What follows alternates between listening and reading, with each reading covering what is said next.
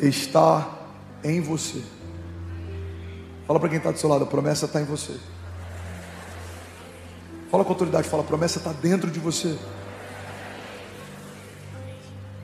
Irmão, guarda isso. Dentro do design de Deus, design vem de desígnio. Toda forma tem um propósito. É por isso que a gente está vivendo um tempo. Eu queria ter mais tempo para a gente discorrer sobre isso, mas alguém está recebendo? Eu vou fluir com a próxima parte dessa mensagem à noite. Se você quiser fazer dobradinho ou assistir online, eu creio que vai te abençoar também, amém? Uma das coisas que a gente está vendo nos dias de hoje é uma destruição de princípios fundamentais. É uma destruição de tudo que hoje é considerado tradicional. Então a estrutura familiar tradicional, aquilo que a gente considerava belo, tudo isso está sendo questionado, tudo isso está sendo ressignificado. Então, se você pegar, por exemplo, o período do Renascimento, os artistas, eles faziam coisas que tentavam expressar de alguma forma a grandiosidade de Deus, do seu reino, dos céus. A gente tem pinturas, a gente tem obras como, por exemplo, a Capela Sistina. A gente tem algumas coisas que fazem parte desse período renascentista e que você exaltava o belo. A arquitetura, você pega a arquitetura gótica, por exemplo, das catedrais. Olha que interessante isso. A arquitetura gótica, ela começou a criar entre os arquitetos da época um desafio para que pudessem fazer uma estrutura cada vez mais alta, porque quando você entra numa catedral, essa arquitetura que te leva a olhar para cima, isso faz com que o espectador ele seja impulsionado a se inclinar a olhar para os céus. Então a ideia de uma arquitetura gótica é que as pessoas, quando iam para cultuar ou para estar dentro de uma missa, por exemplo, eles entravam e a arquitetura te levava a olhar para os céus. Havia uma beleza em tudo que era construído. Alguém está comigo? Diga amém. A gente olha para os dias de hoje e o belo está sendo não só questionado, como ele está sendo destruído. Vai desde as calças rasgadas até a gente comprar roupa que elas já chegam velhas, mesmo sendo novas. A última coleção da Balenciaga, por exemplo, você pagava muito caro para ter uma bolsa de luxo que era um saco de lixo. O que é isso? É uma desconstrução do belo. Você está comigo? Diga amém. Vocês estão aqui ainda? É uma desconstrução do belo. Então, fechando esse parênteses, a palavra design vem de desígnio, porque toda forma tem propósito.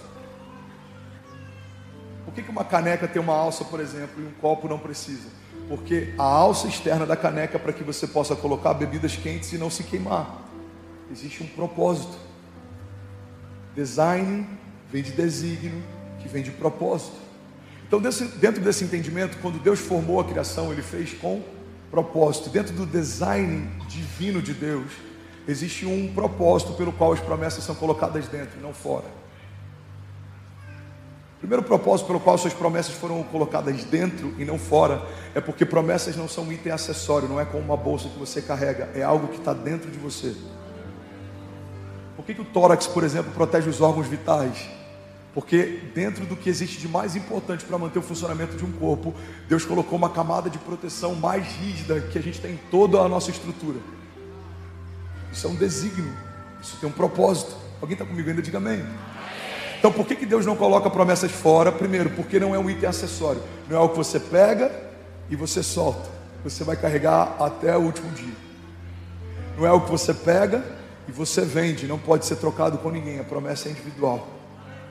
Não é algo que se negocia. Quanto é que você quer no meu propósito? Quanto é que você quer na minha promessa? Por quê? Porque se fosse, muitos negociariam. Homens tentaram comprar unção ao longo da história. Alguns tentam comprar até hoje. Alguém está comigo? Diga amém. Banda, pode segurar, por favor. Deixa eu terminar. Pega isso aqui, irmão. Se fosse um item acessório, negociaríamos, venderíamos, perderíamos. Olha para mim. Perderíamos, abriríamos mão.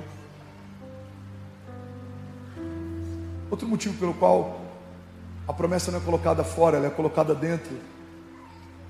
Porque mesmo que você se perca, a promessa em você não se perde. Você está perdido, mas a promessa dentro de você, ela não se perde. Está dentro.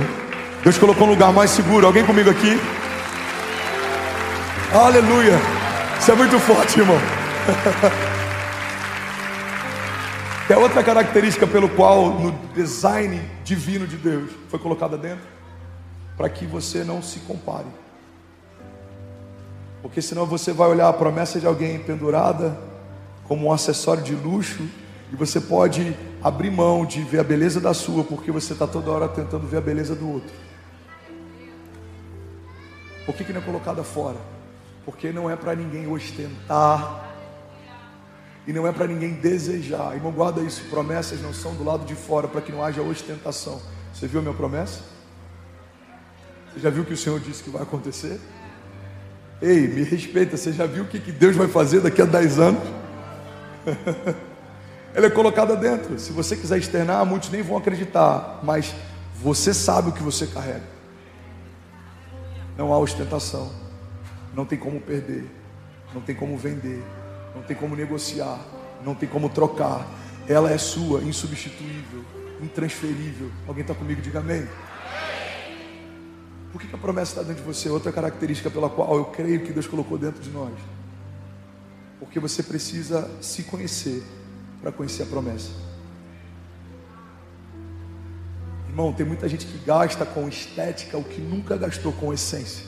Tem gente que gasta, e você é contra gastar com estética? De forma alguma, inclusive eu preciso até renovar o meu botox. Eu fiz ano passado, irmão, isso é de Deus, tá? Eu nunca tinha feito, eu fiz ano passado. Agora que ele venceu, que eu estou vendo a falta que ele faz. É complexo. Agora olha para cá. Problema zero de gastar com estética. Agora, problema total se você só gasta com estética. Você não conhece as promessas, você não conhece a palavra, você não se aprofunda em conhecimento, você não entende os princípios pelos quais o reino que você crê e faz parte são sustentados, você não entende sobre princípios da fé, você, por exemplo, não faz o carisma, ou você não faz parte do GC, ou você não medita na palavra, mas sabe tudo sobre creatina, sobre whey protein, sobre dieta paleo, sobre...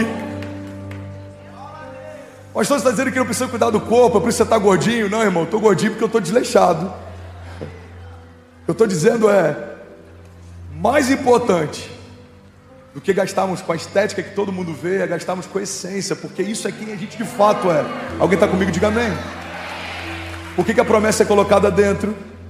Porque você tem que persegui-la, buscá-la, você tem que conhecer a você para conhecer a promessa. Você tem que saber quem você é, e quando você sabe quem você é, você entende o que você carrega. Alguém está comigo? Diga amém. Então fala para quem está do seu lado, me ajuda a pregar. Fala, a promessa está em você, a promessa está dentro de você. Vamos, igreja, sacode alguém aí e fala, irmão, você carrega a promessa de Deus. Você carrega a promessa de Deus. 2 Coríntios 4:7 diz assim: mas temos esse tesouro em vasos de barro, para mostrar que esse poder que a tudo excede provém de Deus e não de nós. De todos os lados somos pressionados, mas não desanimados. Ficamos perplexos, mas não desesperados. Somos perseguidos, mas não abandonados. Abatidos, mas não destruídos. Alguém pode dizer glória a Deus por isso? Igreja, olha para mim, a Bíblia diz que temos um tesouro em vaso de barro. Isso é muito louco, porque parece paradoxal, mas não é. Parece que uma coisa anula a outra, mas não anula. O que a Bíblia está dizendo é o seguinte: o vaso é de barro, ele é frágil, ele é barato, ele é sensível, mas o valor não está no vaso, está no que o vaso carrega. Existe um tesouro precioso colocado dentro do vaso. Se o vaso fosse precioso e o tesouro fosse de barro, a gente ia entender que nós somos mais importantes do que aquilo que carregamos. Mas quando o vaso ele é simples, mas carrega algo precioso, a gente entende que o valor que a gente tem está naquilo que a gente carrega. O valor da minha família está naquilo que a minha família carrega. O valor da minha história está naquilo que a minha história carrega. O valor do meu ministério está naquilo que o meu ministério carrega. O valor da sua vida está naquilo que a sua vida carrega. Alguém comigo aqui, diga amém. Então quem somos? Somos um vaso de barro, frágil, simples, barato, mas fomos comprados com um preço mais alto que poderia ser comprado. Não porque tínhamos valor, mas porque Ele viu o valor. Isso é forte. Você vai num leilão de obras de arte, quanto custou aquela canvas, aquela tela? Sei lá, R$1.000, R$2.000. Quanto de tinta? 2.000, 3.000, depende da tinta que for usada. Quanto vale? Depende. Depende de quem vê. A gente vai falar, eu não pago 500. Eu não gosto de arte abstrata. A gente vai falar, eu pago 200 mil. Por quê? Porque segundo a perspectiva de quem vê, o valor é atribuído para aquilo. Você está comigo? Diga amém. Quando Deus olhou para a criação que Ele fez, por saber o autor que fez, Ele atribuiu um valor.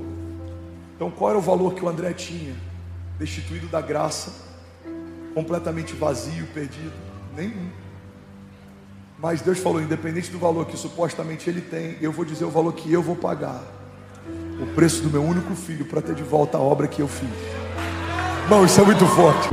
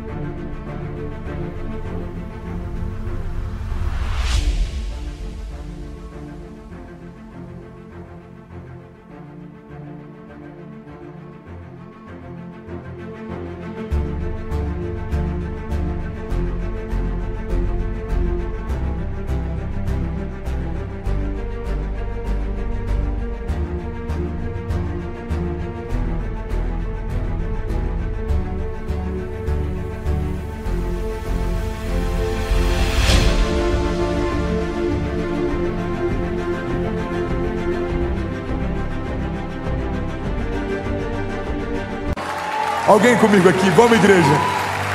Bem, você acabou agora de assistir um vídeo. Se você ainda não está inscrito, já se inscreve também no nosso canal, ativa esse sininho aqui embaixo de notificação e toda vez que eu fizer uma live ou estiver transmitindo uma mensagem ao vivo, você vai ser um dos primeiros a saber.